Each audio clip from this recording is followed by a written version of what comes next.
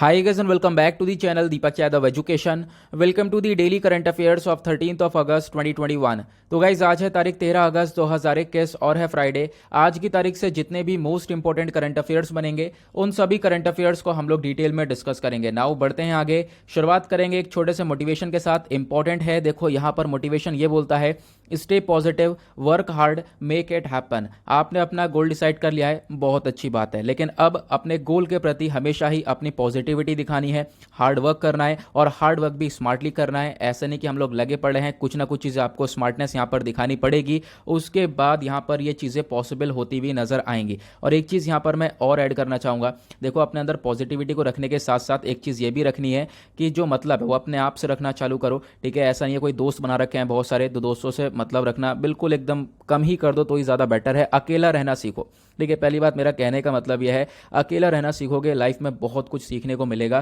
ठीक है, अपने दिन को प्रोडक्टिव बनाओ, रोज नई चीज़ें सीखो, अकेला रहना सीखो, फैमिली है फैमिली के साथ रहो, अपने मदर फादर के साथ अपना टाइम स्पेंड करो। तो ये चीज़ें लाइफ के अंदर बहुत कुछ चेंज लाती हैं, जो कि मैं खुद पर्सनली एक्सपीरियंस करता हूँ। मुझे भी यहाँ पर बहुत सारे बदलाव देखने को मिले हैं। तो रोज़ाना यहाँ पर आपको कुछ नया सीखना है और पॉजिटिव रहने की कोशिश करनी है। देखो मोटिवेशन हम लोग डेली ले सकते हैं, जैसे हम लोग खाना खा रहे हैं वैसे मोटिवेशन डेली बेसिस पर ज़रूरी भी है। ठीक है, हम लोग हमेशा मोटिवेट नहीं रह सकते, लेकिन शुरुआत करो दिन के एक मोटिवेशन के साथ। ठीक है, यहाँ पर सोच लो, अपना गोल डिसाइड कर लो, बस मुझे और कुछ नहीं सोचना है। एक पर्चे पे लिख लिया मुझे क्या क्या करना है आज, रात में सोने से पहले मुझे वो सारा काम निपटाना ही होगा। इतना थक जाना है कि रात में लेटते ही नींद आ जाए। तो ये सारी चीज़ें काफ़ी ज़्यादा मैटर करती हैं लाइफ के अंदर, तो इसको इंप्लीमेंट करना चालू करो।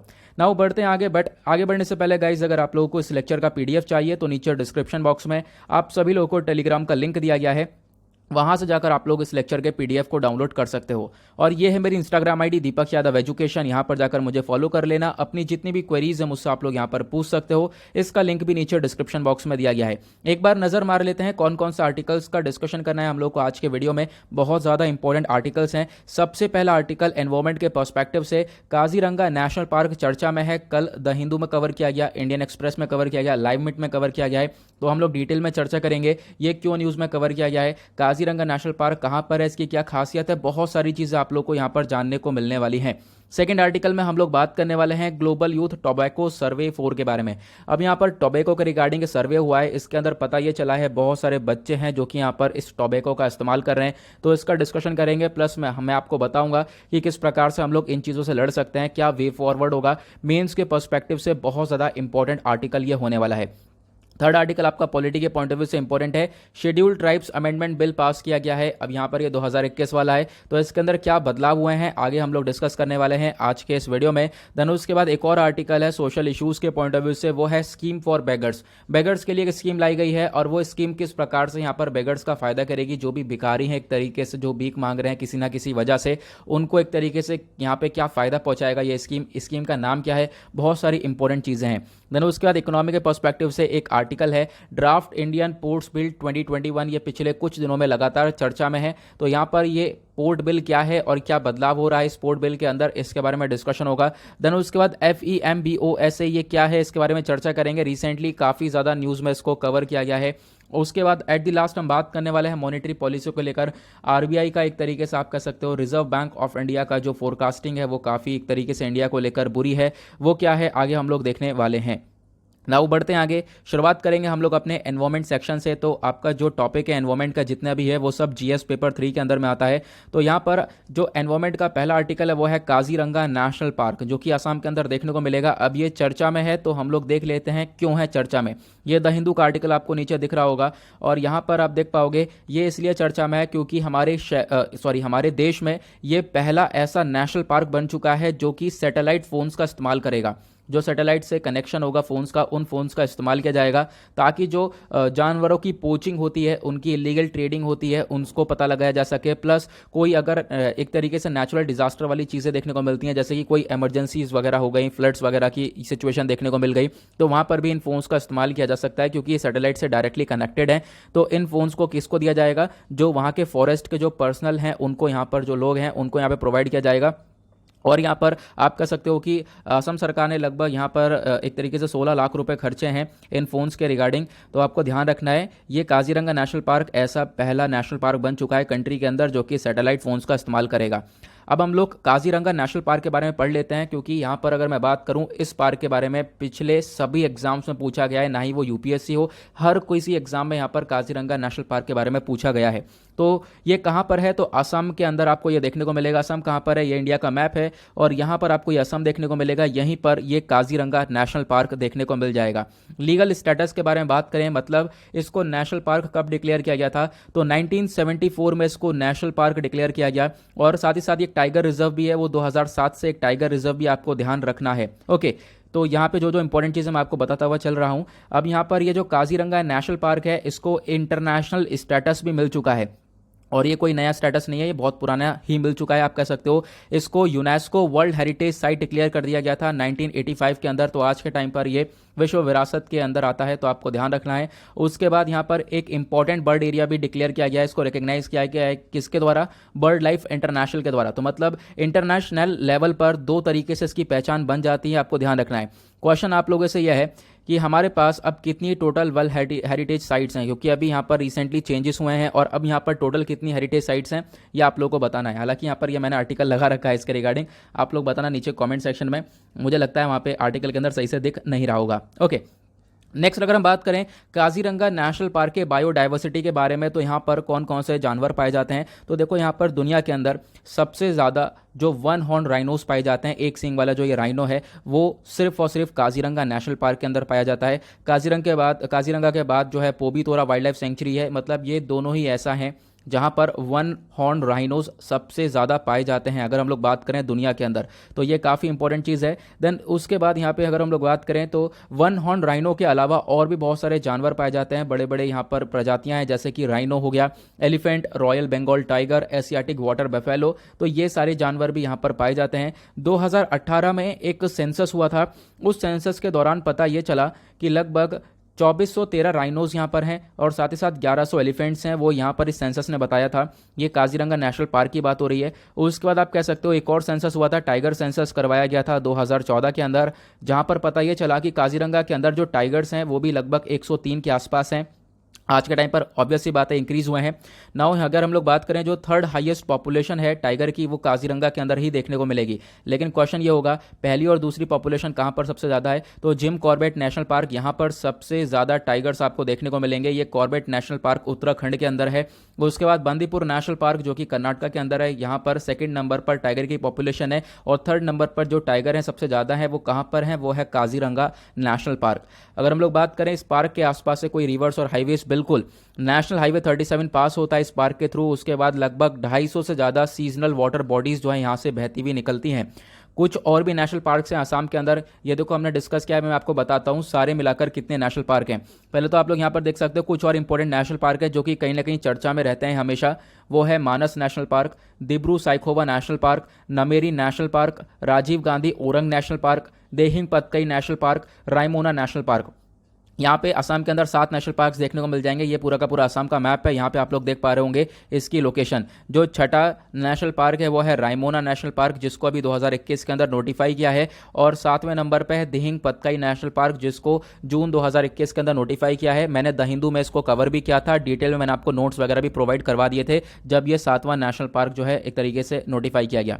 ओके, नाउ बढ़ते हैं नेक्स्ट आर्टिकल की तरफ। जो अगला आर्टिकल है वो हेल्थ के पॉइंट ऑफ व्यू से इंपॉर्टेंट होने वाला है और हेल्थ सेक्शन आपको मालूम होगा जीएस पेपर 2 के अंदर कवर किया गया है। नाउ यहाँ पे जो आर्टिकल है वो है ग्लोबल यूथ टोबैको सर्वे 4 के बारे में। अब देखो इस आर्टिकल को इंडियन एक्सप्रेस ने कवर किया है और भी वेरियस न्यूज़पेपर्स हैं जिनके द्वारा कवर किया गया, पीआईबी में कवर किया गया है। तो हुआ क्या है, recently 4th round of global youth tobacco survey को रिलीज़ किया गया और इस सर्वे को रिलीज़ करने वाली कौन सी बॉडी है, पहली इंपॉर्टेंट चीज़ जो कि एग्जाम में क्वेश्चन बन सकता है, तो इस सर्वे को रिलीज़ करने वाली बॉडी है ministry of health and family welfare. अगर हम लोग उसके बारे में बात करें तो ये जो ग्लोबल यूथ टोबैको सर्वे 4 है, इसका यहाँ पर आप कह सकते हो ये चौथा राउंड है, ठीक है, ये चौथा राउंड है। लेकिन ये जो ओवरऑल सर्वे है इसको कंडक्ट किया गया था साल 2019 में, किसके द्वारा, international institute for population science के द्वारा किया गया था और ये इस मिनिस्ट्री के अंदर में ये सारी चीज़ें चल रही थी। क्वेश्चन ये है, ये IIPS क्या है, तो IIPS मुंबई के अंदर आपको देखने को मिलेगा। इसको पहले demographic training and research centre के नाम से जाना जाता था, तो अब यहाँ पर IIPS के नाम से इसको जाना जाता है। और आपको ध्यान रखना है ये एक रीजनल सेंटर की तरह सर्व करता है, ट्रेनिंग और रिसर्चेस वगैरह यहाँ पे कंडक्ट करवाई जाती हैं। नाउ अगर हम लोग बात करें सर्वे के बारे में, तो इस सर्वे को डिज़ाइन किया गया है ताकि एक तरीके से नेशनल एस्टिमेट दिया जा सके, मतलब एक अंदाज़ा लगाया जा सके कि जो स्कूल चिल्ड्रन है, मतलब जो स्कूल जाते हैं बच्चे जिनकी उम्र 13 से 15 साल की है, वो लोग कितने बच्चों जो हैं वो टोबैको का इस्तेमाल करते हैं। तो बिल्कुल यहाँ पे सर्वे के अंदर पता ये चला है, बहुत सारे बच्चे हैं जो कि 13 से 15 साल की कैटेगरी के अंदर आते हैं और वो लोग टोबैको का लगातार इस्तेमाल करते हैं। वेरियस स्टेट लेवल पर, यूनियन टेरिटरीज के अंदर सभी जगह पर यहाँ पे सर्वे किया गया है। और ये जो इस सर्वे का मैंने आपको बताया, ये चौथा राउंड है जिसकी रिपोर्ट आई है। इससे पहले 3 राउंड ऑलरेडी हो चुके हैं। ये जो 3 राउंड हुए थे वो कब कब हुए थे, 2003, 2006 और 2009 के अंदर। अभी आज के टाइम पर यहाँ पर आप देख पाओगे एक डेटा ये भी दे रखा है, लगभग 97,302 जो स्टूडेंट्स हैं, ये टोटल स्टूडेंट्स हैं, लगभग 987 स्कूल से निकाले गए इनको। सर्वे के दौरान पता ये चला है कि ये सर्वे के अंदर पार्टिसिपेट किया इन स्टूडेंट्स ने, और पार्टिसिपेट करने के बाद आप कह सकते हो कि ये जो सर्वे है इसका मेन ऑब्जेक्टिव क्या था। सर्वे का मेन ऑब्जेक्टिव था कि इन्फॉर्मेशन को प्रोवाइड करवाना टोबैको यूज़ को लेकर, या फिर जो सेकेंड हैंड स्मोक हो रहा है आप कह सकते हो कि, या फिर कोई भी यहाँ पे टोबैको को लेकर इन्फॉर्मेशन देना, एंटी टोबैको को रिगार्डिंग इन्फॉर्मेशन को एक्सपोज करना, जागरूकता फैलाना, ये सब काम था इस सर्वे का। पता लगाना टोबैको का कितना इस्तेमाल हो रहा है, फिर उसके बाद यहाँ पर इस टोबैको से कैसे लड़ा जा सकता है, उसके रिगार्डिंग सारी नॉलेज वगैरह प्रोवाइड करवाने का काम करता है ये सर्वे। इस सर्वे की जो मेजर फाइंडिंग्स है, जो चौथा राउंड है, इसकी मेजर फाइंडिंग्स क्या बताती हैं। लगभग जो टोबैको यूज़ है वो थोड़ा सा कम हुआ है, 42% कम देखने को मिला है टोबैको यूज़ के अंदर। जो भी 13 से 15 साल के बच्चे यहाँ पे टोबैको का इस्तेमाल कर रहे हैं, ये पिछले 10 साल के अंदर गिरता हुआ नजर आया है, ऐसा यहाँ पे बोला गया। ठीक है, लेकिन यहाँ पे अभी भी यूज़ हो रहा है, पूरी तरह से ख़त्म नहीं हुआ है, लेकिन यह है कि इसके अंदर डिक्लाइन देखने को मिला है। अगर हम लोग बात करें जेंडर बेस्ड की, मतलब गर्ल्स या फिर बॉयज़ के, किसके अंदर सबसे ज़्यादा यहाँ पे टोबैको का यूज़ देखने को मिला है, तो लगभग ऑब्वियस ही बात है बॉयज़ के अंदर हायर यूज़ देखने को मिला है। हालांकि गर्ल्स भी यहाँ पर टोबैको का इस्तेमाल कर रही थी। Prevalence of tobacco use boys के अंदर 9.6% देखने को मिला है और गर्ल्स के अंदर 7.4% था। अब स्टेट वाइज की बात करें, मतलब कौन कौन से राज्य हैं जहां पर सबसे ज़्यादा टोबैको का इस्तेमाल किया गया है, तो देखो यहाँ पे आपको ध्यान रखना है, बच्चों के अंदर जो ये टोबैको का यूज़ देखा गया है वो सबसे ज़्यादा है अरुणाचल प्रदेश के अंदर, मिजोरम के अंदर, और सबसे ज़्यादा कम है हिमाचल प्रदेश के अंदर और कर्नाटका के अंदर। तो ये आप डेटा इस्तेमाल कर सकते हो अपने मेंस आंसर राइटिंग में, जो कि काफ़ी आपकी हेल्प करने वाला है। उसके बाद यहाँ पे कुछ डेटा दिया गया है इनिशिएशन एज को लेकर, मतलब लगभग 38% जो सिगरेट हो गई, 47% बीडी स्मोकर हो गए, 52% स्मोकलेस टोबैको हो गया। मतलब इतने लोग यहाँ पर इस्तेमाल कर रहे हैं एक तरीके से अपनी कौन सी उम्र में, लगभग आप कह सकते हो 10वें बर्थडे से पहले पहले यहाँ पर आप कह सकते हो इतने इतने परसेंट के लोगों ने ये चीज़ें इस्तेमाल करनी चालू कर दी हैं। मतलब 38% यहाँ पर लोगों ने सिगरेट्स का इस्तेमाल किया है लगभग अपने 10वें बर्थडे से पहले। यानी कि ये जो एज है बच्चों की, ये लगभग 10 साल है, 11 साल है, इनफैक्ट यहाँ पे 9.5 साल है। इस एज में यहाँ पर इस टोबैको का यूज़ देखने को मिला है। तो यहाँ पर ये बोला गया है जो इनिशिएशन एज है वही इनकी 10 साल है। तो आप समझ सकते हो क्या इम्पैक्ट यहाँ पर देखने को मिल रहा है सोसाइटी के ऊपर।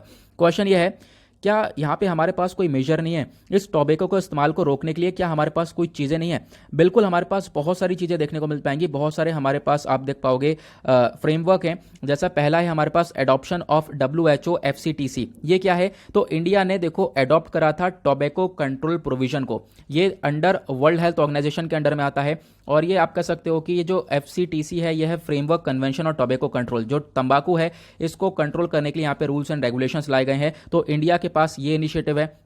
दूसरा इनिशिएटिव इंडिया के पास है कोटपा 2003, यानी कि 2003 के अंदर जो ये कोटपा था इसका इस्तेमाल किया गया है। देखो यहाँ पर ये जो कोटपा है एक तरीके से इसने रिप्लेस किया है सिगरेट एक्ट ऑफ 1975 को, जो कि सिगरेट एक्ट 1975 सिर्फ और सिर्फ सिगरेट स्मोकिंग को ही रोकता था। बट यहाँ पर जब ये कोटपा एक्ट को लाया गया तो लगभग आप कह सकते हो इसके अंदर सिगार, बीड़ी, चेरूट, पाइप टोबैको, हुक्का, च्युइंग टोबैको, पान मसाला, इन सब को यहाँ पर रोकने की कोशिश करी गई है कि इन सब का यूज़ जो है कम से कम हो। तो यहाँ पर इसके ऊपर फोकस किया गया है। देन उसका एक और इनिशिएटिव के बारे में बात करें तो भारत ने अभी हाल ही में यहाँ पे काम किया है promulgation of prohibition of electronic cigarettes ordinance 2019। अब यहाँ पर आपको मालूम होगा साल 2019 के अंदर जो इलेक्ट्रॉनिक सिगरेट्स हैं उनको भी बैन किया गया है। कि इलेक्ट्रॉनिक सिगरेट्स क्या होती हैं आप लोग देख पाओगे, आप लोगों ने अपनी लाइफ में डेफिनेटली यहाँ पर देखा होगा, ये होती है इलेक्ट्रॉनिक सिगरेट्स। तो यहाँ पर क्या है, इसका भी इस्तेमाल काफ़ी हद तक बढ़ रहा था, लेकिन 2019 के अंदर इसको भी रोकने का फोकस किया है सरकार ने। आप कह सकते हो कि इसका production, manufacturing, import, export, advertisement, transport, sale, distribution, storage, सभी चीज़ को यहाँ पर प्रोहिबिट प्रोहिबिट कर दिया गया था। उसके बाद एक और इनिशिएटिव इंडिया के पास वो है नेशनल टोबैको क्विटलाइन सर्विस। तो आपको इसके बारे में ध्यान रखना है। ये जो टोबैको क्विटलाइन सर्विस है, इसके अंदर इतनी ज़्यादा ताकत है कि large number of tobacco users को एक तरीके से यहाँ पे क्या हो सकता है, उनको इन्फॉर्मेशन दी जा सकती है, टेलीफोन बेस्ड उनको एडवाइस दी जा सकती है, उनको सपोर्ट किया जा सकता है ताकि वो टोबैको को छोड़ सकें। ओके, तो ये था कंप्लीट आर्टिकल, बहुत ज़्यादा इंपॉर्टेंट आर्टिकल है। नाउ बढ़ते हैं नेक्स्ट आर्टिकल की तरफ। अगला आर्टिकल पॉलिटी एंड गवर्नेंस के पॉइंट ऑफ व्यू से इंपॉर्टेंट होने वाला है और पॉलिटी एंड गवर्नेंस आपका आता है जीएस पेपर 2 के अंदर। यह आर्टिकल है constitution schedule tribes order amendment bill 2021 के बारे में। तो पार्लियामेंट ने पास कर दिया है इस बिल को और यहाँ पे लोकसभा ने क्लियर कर दिया और राज्यसभा ने भी इस बिल को ऑलरेडी अप्रूव कर दिया था। अब ये जो बिल है यहाँ पे इसके किसके इस पर इसने फोकस किया है, तो ऑब्वियस सी बात है, आपको मालूम होगा ट्राइब्स के बारे में चर्चा हो रही है, जो आदिवासी पॉपुलेशन है उनके बारे में चर्चा की गई है। ये जो बिल है इसने यहाँ पर अमेंड किया है कॉन्स्टिट्यूशन शेड्यूल ट्राइब्स ऑर्डर 1950 वाला, यानी कि इससे पहले अब आप कह सकते हो जो नया बिल आया है, ये जो अमेंडमेंट हुआ है, अब यहाँ पर जो पिछला वाला बिल था उसको एक तरीके से यहाँ पे उसके अंदर बदलाव हो चुके हैं। जो 1950 वाला बिल था उसके अंदर बदलाव कर दिए गए हैं। नाउ अब जो ये कॉन्स्टिट्यूशन है, हमारा संविधान है, वो पावर देता है किसको, प्रेसिडेंट को। ध्यान से सुनना, अब यहाँ पे क्या बदलाव हुआ है, प्रेसिडेंट के पास पावर है कि वो किसी भी यहाँ पर शेड्यूल्ड ट्राइब्स को एक तरीके से स्पेसिफाई कर सकते हैं कि हाँ, बता सकते हैं कि हाँ ये शेड्यूल्ड ट्राइब्स के अंदर आएगा, तो प्रेसिडेंट के पास ये पावर देखने को मिलेगी। तो अभी हुआ क्या है, लिस्ट के अंदर बहुत सारे बदलाव करे गए हैं। शेड्यूल्ड ट्राइब्स की पूरी एक लिस्ट बनाई गई है, उस लिस्ट के अंदर बहुत सारे बदलाव करे गए हैं इस अमेंडमेंट बिल के दौरान। वो बदलाव क्या है, तो बिल ने क्या किया है, जो इस लिस्ट के अंदर एबोर ट्राइब था, एबोर ट्राइब को यहाँ पर क्या कर दिया गया, हटा दिया गया है। ये अरुणाचल प्रदेश के अंदर देखने को मिलती है, आपको ध्यान रखना है, एबोर ट्राइब को हटा दिया गया। उसके बाद और भी बहुत सारी ट्राइब और भी बहुत सारी यहाँ पर आदिवासी की पॉपुलेशन है जिनको रिप्लेस किया गया है। जैसे कि आप कह सकते हो लिस्ट के अंदर जो भी यहाँ पे आप कह सकते हो जो शेड्यूल्ड ट्राइब्स हैं इनको अदर ट्राइब्स के साथ रिप्लेस किया गया। एक तरीके से जो खमती ट्राइब है उसको रिप्लेस किया गया, किसके थ्रू, इसको रिप्लेस किया गया ताई कमती के थ्रू। ओके, आपको ध्यान रखना है, ताई कमती से रिप्लेस किया गया। उसके बाद मिशमी, इदू, तराउन, इसको रिप्लेस किया गया अलग अलग कम्युनिटी के साथ, मिजू मिशमी, दिगारू मिशमी। उसके बाद यहाँ पर मोम्बा, ये सारी ट्राइब्स के नाम है, इनको अलग अलग तरीके से रिप्लेस किया गया। तो एक छोटा सा बदलाव ये हुआ है, तो आपको इसके बारे में ध्यान रखना है। यहाँ पे फिलहाल इसके रिगार्डिंग कोई क्वेश्चन बनता हुआ नजर आएगा नहीं, तो यहाँ पर आप लोग इसको स्किप भी कर सकते हो, बस एक छोटा सा आइडिया रख सकते हो, ज़्यादा यहाँ पे इंपॉर्टेंट देखने को मिलेगा नहीं। उसके बाद नेक्स्ट आर्टिकल जो होने वाला है वो सोशल इश्यूज़ के पॉइंट ऑफ व्यू से इंपॉर्टेंट होगा और सोशल इश्यूज़ जो टॉपिक है वो आपका जीएस पेपर 1 के अंदर स्टैंड करता है। तो अभी हाल ही में चर्चा हो रही है स्कीम्स फॉर बेगर्स के बारे में। तो जो minister of state for social justice and empowerment है, इन्होंने पार्लियामेंट को इन्फॉर्म किया है इस स्कीम के बारे में। ये जो स्कीम है इससे काफ़ी फायदे होते हुए नजर आएंगे। जो बेगर्स हैं, एक तरीके से भीख मांग रहे हैं लोग, उनके लिए यहाँ पर इस स्कीम को लाया गया है। यहाँ पर पहला पॉइंट ये बोलता है जो ministry of social justice and empowerment है, इसने यहाँ पर इस स्कीम को चलाया। इस स्कीम का नाम है स्माइल। स्माइल की फुल फॉर्म है support for marginalised individuals for livelihood and enterprise. ठीक है, यानी जो भी यहाँ पे गरीब लोग हैं, जो बेगर हैं, उनको यहाँ पे थोड़ा बहुत लिवलीहुड प्रोवाइड करवाना, इसके ऊपर फोकस किया जाएगा। और आप कह सकते हो इसके अंदर बहुत सारी सब स्कीम्स भी इंक्लूड कर दी गई हैं जो कि बेगिंग को कहीं ना कहीं खत्म करती हुई नजर आएंगी। इस स्कीम का जो मेन फोकस है वो यहाँ पर जो बेगर हैं, जो भी यहाँ पर भीख मांग रहे हैं, उनको एक तरीके से आप कह सकते हो मेडिकल फैसिलिटीज़ देना, एजुकेशन प्रोवाइड करवाना, स्किल डेवलपमेंट करना। तो यहाँ पर इस चीज़ के ऊपर कहीं ना कहीं फोकस होने वाला है। उसके बाद जो मिनिस्ट्री है इसने रिलीज़ कराया, लगभग यहाँ पर 1.50 करोड़ रुपए रिलीज़ करे गए हैं national backward finance and development corporation के पास कि देखो क्या करना है, जो भी यहाँ पर ये लोग हैं, जो भी यहाँ पे बेगर हैं, इनके अंदर स्किल डेवलपमेंट प्रोग्राम्स चलाने इनके लिए, ऐसा यहाँ पे बोला गया है। और लगभग 514 पर्सन है जो कि यहाँ पे बैगिंग के अंदर थे, यानी कि भीख मांग रहे थे, उनको एक तरीके से स्किल डेवलपमेंट ट्रेनिंग के अंदर प्रोवाइड करवाया गया है, उनको ये ट्रेनिंग्स प्रोवाइड करवाई गई हैं। तो आपको ध्यान रखना है ये स्कीम किसके लिए है, ये बैगर के लिए है। स्कीम का नाम है स्माइल। ओके, देन आगे बढ़ते हैं। नेक्स्ट आर्टिकल है इकोनॉमी के पॉइंट ऑफ व्यू से, और आपको मालूम होना चाहिए जो ये इकोनॉमी सेक्शन है वो आपका जीएस पेपर 3 के अंदर स्टैंड करता है। यहाँ पे जो आर्टिकल है ये चर्चा करता है ड्राफ्ट इंडियन पोर्ट्स बिल 2021 के बारे में। तो आज के टाइम पर जो प्रेजेंट ये ड्राफ्ट है ना, इसको लगातार आप कह सकते हो ये न्यूज़ में देखने को मिल रहा था 10 जून के आसपास। अब ये ड्राफ्ट ये है क्या है एक्चुअल में, ये जो ड्राफ्ट इंडियन पोर्ट्स बिल 2021 है, यहाँ पर एक तरीके से आप कह सकते हो कि ये जो पोर्ट्स होते हैं, जो बंदरगाह होते हैं, उनका मैनेजमेंट, एडमिनिस्ट्रेशन, ये सब देखने के लिए जो जिम्मेदारी होगी वो किसके पास होगी, अब board of major ports authority के पास होने वाली है। और एक तरीके से आप कह सकते हो कि लगभग यहाँ पर क्या हुआ है, ये जो अथॉरिटी सब किसके अंडर में आएगी, ये आएगी मेजर पोर्ट्स अथॉरिटी एक्ट 2021 के अंडर में। और यहाँ पर क्या है, जो स्टेट लेवल है, स्टेट हो गया या यूनियन टेरिटरी हो गया, ये लोग भी जो भी नॉन मेजर पोर्ट्स हैं जो कि इतने यहाँ पर आप मतलब कह सकते हो विशाल नहीं है या फिर कोई इतने पॉपुलर नहीं है, तो उन नॉन मेजर पोर्ट्स को स्टेट और यूनियन टेरिटरीज अपने आप देखेंगी, ऐसा यहाँ पर इस ड्राफ्ट के अंदर बताया गया है। फिलहाल अभी यहाँ पर इसके अंदर और भी बहुत सारे चेंजेस होंगे और आपको घबराना नहीं है, क्योंकि जितने भी बिल्स हैं ये सब जो अभी मानसून सेशन में पास किए गए हैं, अभी ये लगभग 23 बिल्स हैं, अभी सारे न्यूज़ में नहीं है। जैसे इन सभी को न्यूज़ में कवर किया जाएगा, मैं सेपरेट एक वीडियो बनाने वाला हूँ, तो आपको बिल के बारे में कोई टेंशन नहीं लेनी है, सारे बिल्स मैं एक वीडियो में ही कवर करूँगा, जिससे आपको बहुत ज़्यादा मदद मिलने वाली है। उसके बाद चर्चा करेंगे जो कुछ शॉर्ट न्यूज़ के बारे में। शॉर्ट न्यूज़ में हमारा आर्टिकल आता है पहला फेम बोसा के बारे में। तो ये क्या है, तो जो हमारे चीफ इलेक्शन कमिश्नर हैं इंडिया के और जो करंट चेयरमैन हैं, एक तरीके से आप कह सकते हो इनका नाम है श्री सुशील चंद्र। आपको मालूम होगा रिसेंटली यहाँ पर ये चीफ इलेक्शन कमिश्नर बने हैं। एक तरीके से इन्होंने उद्घाटन करा है 11वें एनुअल मीटिंग का। और जो ये मीटिंग है ये किसकी है, फेमबोसा की। इसकी फुल फॉर्म है forum of election management bodies of south Asia. जो साउथ एशिया वाला रीजन है, यहाँ के जो इलेक्शन मैनेजमेंट बॉडीज़ है, इनके बीच में यहाँ पर ये मीटिंग करवाई जाती है। ये जो मीटिंग है ये वर्चुअल मोड में हुई है, आपको ध्यान रखना है, मतलब वीडियो कॉन्फ्रेंस के माध्यम से हुई है। इसको होस्ट किया गया था इलेक्शन कमीशन ऑफ भूटान के द्वारा। जो भूटान के इलेक्शन कमीशन है उनके ने यहाँ पर इसको होस्ट किया। और इस मीटिंग के अंदर सुशील चंद्रा साहब भी थे, जो कि चीफ इलेक्शन कमिश्नर हैं भारत के। और यहाँ पर आप कह सकते हो कि ये जो फोरम है, forum of election management bodies of south Asia, इसको एस्टेब्लिश किया गया था 2012 के अंदर में। और इसकी जो आप कह सकते हो जो एनुअल मीटिंग है, ये हर साल जो है रोटेशन होता रहता है। यहाँ पे अलग अलग मेंबर्स जो हैं इसको यहाँ पर होस्ट करते रहते हैं। और हमारे इलेक्शन कमीशन ऑफ इंडिया के अलावा भी यहाँ पर इस मीटिंग के अंदर 7 मेंबर्स आपको देखने को मिलेंगे। 7 मेंबर वो अलग अलग जो इलेक्शन मेंबर्स हैं, एक तरीके से आप कह सकते हो कि जो 7 मेंबर हैं वो अलग अलग इलेक्शन मैनेजमेंट बॉडी से बिलोंग करते हैं। जैसे कि अफगानिस्तान की इलेक्शन मैनेजमेंट बॉडी हो गई, बांग्लादेश की हो गई, भूटान, मालदीव्स, नेपाल, पाकिस्तान, श्रीलंका, तो इनकी बॉडी से यहाँ पर अलग अलग 7 मेंबर्स भी बिलोंग करते हैं इसके अंदर। तो आपको ध्यान रखना है, इस फोरम का जो मेन ऑब्जेक्टिव है वो यही है कि आपस में जो कॉन्टैक्ट है उसको प्रमोट करना। जो भी यहाँ पे कंट्रीज़ हैं, खासकर सार्क कंट्रीज़ के जो भी यहाँ पर इलेक्शन मैनेजमेंट बॉडीज़ हैं, ये इन कंट्रीज़ के बीच में अच्छे से कॉपरेशन होना, मिल बांट के यहाँ पे काम करें। साथ ही साथ जो इनकी कैपेबिलिटीज़ हैं उनको इंक्रीज़ करें, खासकर इलेक्शन को लेकर। इन सभी कंट्रीज़ का मेन फोकस यही है कि इन कंट्रीज़ के अंदर free and fair election conduct करवाए जाएँ। तो इसका मेन ऑब्जेक्टिव यहाँ पर यह देखने को मिल जाएगा। उसके बाद आज का लास्ट आर्टिकल चर्चा करता है मॉनेटरी पॉलिसी के बारे में। तो जो मॉनेटरी पॉलिसी कमेटी है रिजर्व बैंक ऑफ इंडिया की, एक तरीके से इसने अभी जो रेपो रेट है उसका जो रेट है वो अनचेंज रखा है। लगभग 4% का जो रेपो रेट था पहले भी, वो अभी भी इतना ही देखने को मिलेगा, कोई इसके अंदर बदलाव देखने को मिला नहीं है।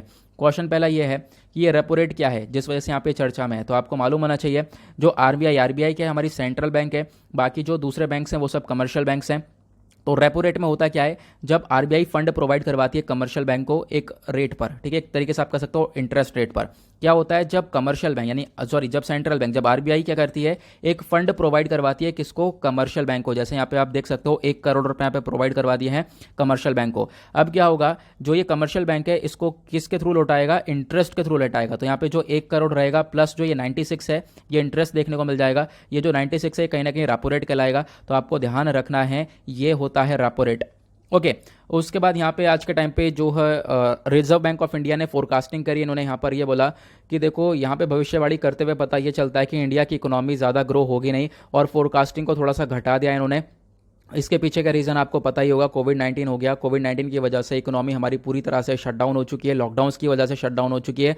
उसकी वजह से यहाँ पे जो फोरकास्टिंग है वो मतलब काफ़ी बेकार जाती हुई नज़र आ रही है कि इंडिया के अंदर जो ग्रोथ है वो काफ़ी धीमे धीमे बढ़ने वाली है। ऐसा नहीं है कि तेज़ी से यहाँ पे इंक्रीज़ होगी। पहले लोगों का सोचना कुछ और था, पहले बहुत सारी रिपोर्ट्स ये बताती थी कि इंडिया की ग्रोथ एकदम से बढ़ेगी, बट अब यहाँ पर बताया जा रहा है कि धीरे धीरे यहाँ पर ये ग्रोथ इंक्रीज़ होने वाली है। बाकी रेपो रेट के अंदर कोई बदलाव नहीं है, आपको ध्यान रखना है। और जो इन्फ्लेशन रेट है वो इन्फ्लेशन रेट आपको 6% के आसपास आपको देखने को मिल जाएगा।